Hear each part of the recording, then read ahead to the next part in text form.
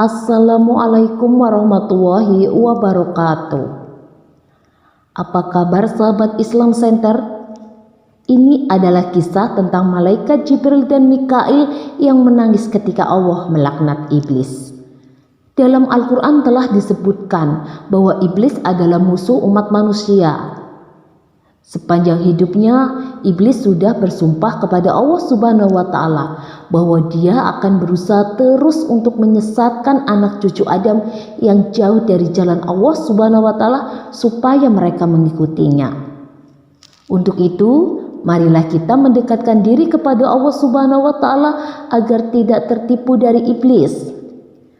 Namun, tahukah Anda bahwa jauh sebelum Nabi Adam diciptakan, iblis adalah makhluk yang luar biasa di mata Allah dan paling dihormati para malaikat.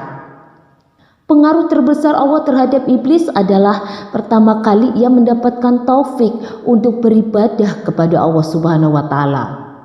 Namun, sebelum lanjut, mari bersama tebar Islam dengan cara klik tombol subscribe, like, dan share untuk berbagi informasi bermanfaat.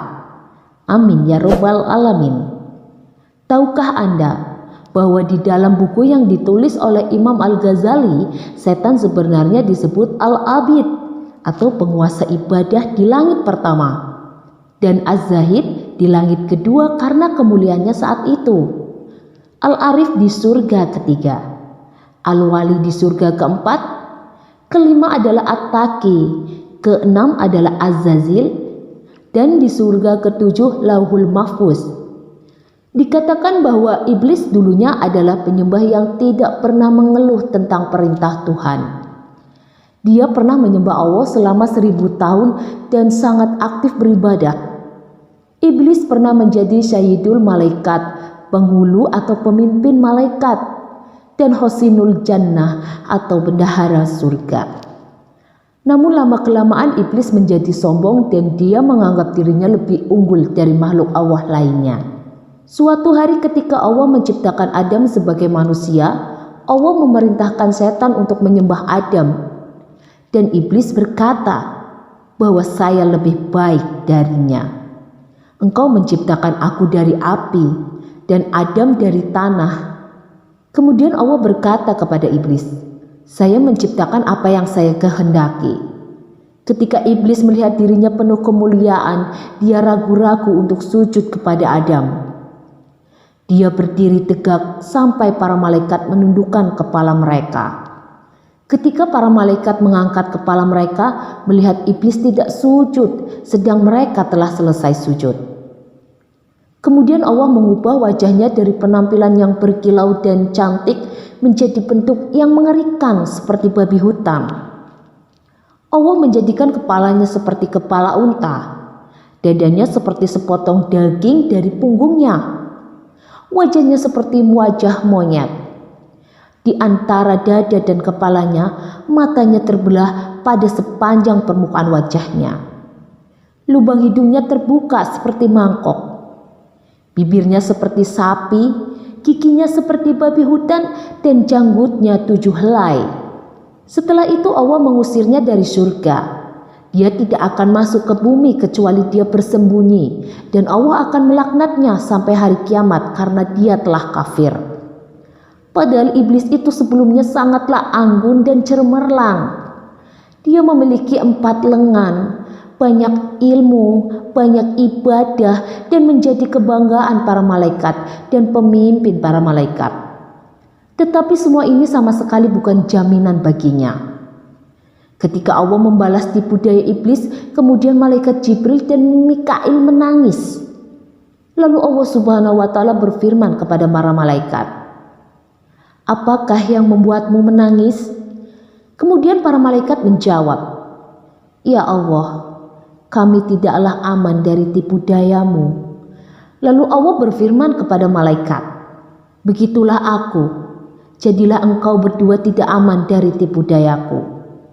Setelah diusir dari surga, kemudian iblis berkata, wahai Tuhanku, engkau telah mengusir aku dari surga, disebabkan karena Adam, dan aku tidak menguasainya melainkan dengan penguasaanmu. Lalu Allah berfirman pada iblis, engkau dikuasakan atas dia, yakni atas anak cucunya, sebab para nabi adalah maksum. Kemudian iblis berkata lagi, tambahkanlah lagi untukku. Allah berfirman, tidak akan dilahirkan seorang anak baginya kecuali tentu dilahirkan untukmu dua padanya. Iblis berkata lagi, tambahkanlah lagi untukku. Lalu Allah berfirman, dada-dada mereka adalah rumahmu. Engkau berjalan di sana sejalan dengan peredaran darah, dan kerahkanlah terhadap mereka pasukan berkuda dan pasukan yang berjalan kaki. Artinya, mintalah tolong menghadapi mereka dengan pembantu-pembantumu, baik yang naik kuda maupun yang berjalan kaki.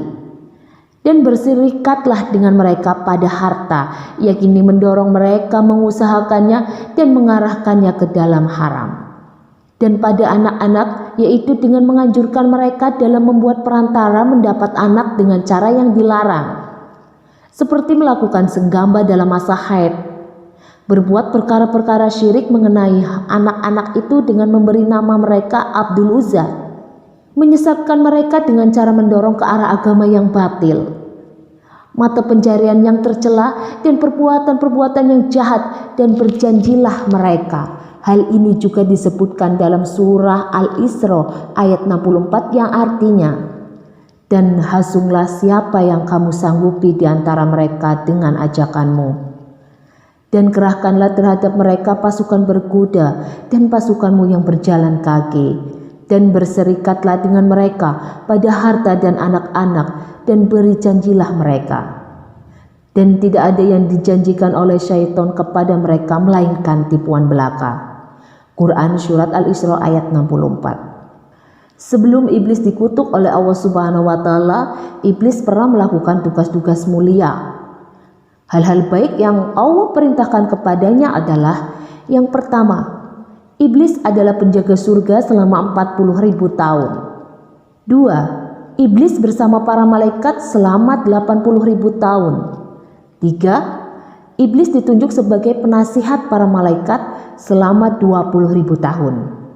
4. Iblis menjadi korbiun malaikat dalam waktu 30.000 tahun.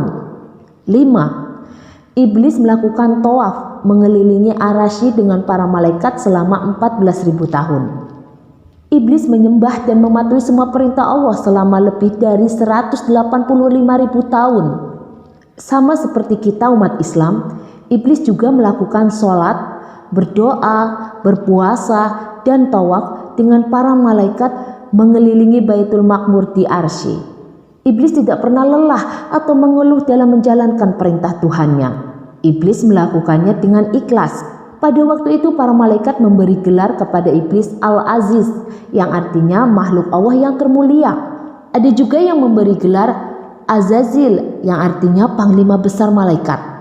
Menurut kitab Tafsir Munir dan Sawi, iblis menyembah Allah selama 80.000 tahun dan tawaf di Baitul Ma'mur dan Arsy selama 14.000 tahun dari langit pertama sampai langit ketujuh. Dan pada masa itu iblis sangat dihormati oleh para malaikat.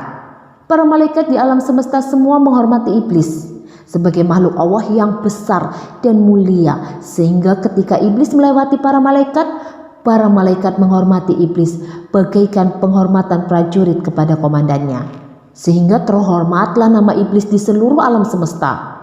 Namun sayangnya di Lauhul Mahfuz tulisan iblis berbentuk halus, tidak diketahui oleh setiap makhluk kecuali Allah. Dari sumber lain, iblis sebenarnya bernama Azazil dan hidup di bumi. Azazil adalah jin yang taat kepada Allah, dan memang iblis sebenarnya adalah dari golongan jin, seperti pada firman Allah yang berbunyi, dan ingatlah ketika kami berfirman kepada para malaikat, sujudlah kepada Adam, maka sujudlah mereka kecuali iblis, dia adalah dari golongan jin. Maka ia mendurhakai Tuhannya. Quran Surat Al-Kahfi ayat 50. Dia menyembah Allah Subhanahu wa Ta'ala selama 1000 tahun, dan kemudian Allah mengangkatnya ke langit pertama, kemudian ditugaskan ke surga sebagai imam para malaikat. Apa yang Allah perintahkan kepada para malaikat juga merupakan perintah baginya, karena dialah imam para malaikat. Azazil adalah imam semua malaikat. Al-Muqarrabun Imamul Jami'il Malaikat. Ada riwayat yang mengatakan bahwa Azazil menyembah Allah selama 80.000 tahun. Dan tidak ada tempat di dunia ini yang tidak digunakan sebagai tempat sujud di hadapan Allah Subhanahu wa Ta'ala. Dalam salah satu riwayat, malaikat Israfil melihat apa yang tertulis di dalam Lauhul Mahfuz yang berbunyi, ada seorang hamba Allah yang disembahnya selama 80.000 tahun. Tetapi hanya karena kesalahan saja ibadah hamba ini tidak diterima Allah Subhanahu wa Ta'ala. Dan hamba itu dikutuk sampai hari penghakiman. Maka Israfil menangis karena takut makhluk itu tertulis di Lauhul Mahfuz.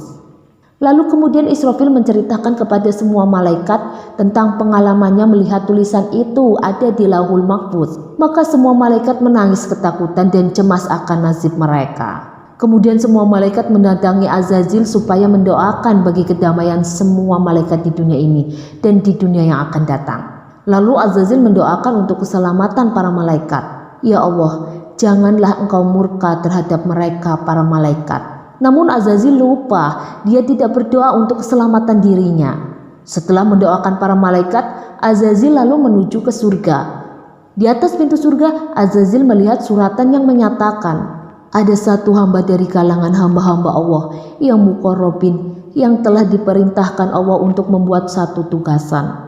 Tapi hamba tersebut mengingkari perintah Allah, lalu dia tergolong dalam golongan yang sesat dan terlaknat. Kemudian Allah menciptakan Adam dan memerintahkan para malaikat untuk bersujud menghormati Adam. Azazil sepatutnya lebih dahulu bersujud karena di masa itu Azazil imam para malaikat.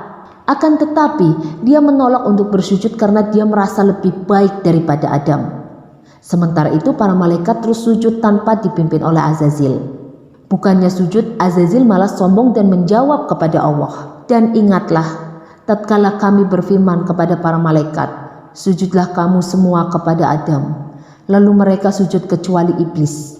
Dia berkata, apakah aku akan sujud kepada orang yang engkau ciptakan dari tanah? Quran Surat Al-Isra ayat 61. Kesombongan iblis ini mengakibatkan kecemburuan dan kebencian iblis terhadap Adam. Ia tidak setuju karena Allah menciptakan Adam sebagai khalifah di bumi. Karena dia lebih besar dari Adam yang terbuat dari tanah, juga lebih besar karena dia terbuat dari api. Dia tidak mentaati Allah, sombong dan melupakan dirinya sendiri di mata Allah, dan ia tidak menuruti perintah Allah. Maka setelah itu Azazil akhirnya diusir dari surga. Namanya diubah menjadi iblis dan dia bersumpah untuk menipu orang-orang di bumi. Dia iblis berkata, terangkanlah kepadaku, inikah orangnya yang engkau muliakan atas diriku? Sesungguhnya jika engkau memberi tangguh kepadaku sampai hari kiamat, niscaya benar-benar akan aku sesatkan keturunannya, kecuali sebagian kecil. Quran Surat Al-Isra ayat 62. Kemudian Allah berfirman, pergilah, barang siapa di antara mereka yang mengikuti kamu, maka sesungguhnya neraka jahanam adalah balasanmu semua, sebagai suatu pembalasan yang cukup. Quran Surat Al-Isra ayat 63. Pelajaran yang dipetik dari cerita ini adalah bahwa jika kita bersujud kepada Allah sepanjang hidup kita, tidak peduli berapa banyak doa yang kita lakukan, namun memiliki sedikit kesombongan di hati, Allah akan mengutuk kita. Sesuai hadis Rasulullah yang menyebutkan bahwa tidak masuk surga orang yang di hatinya ada kesombongan meskipun sebesar biji zarah.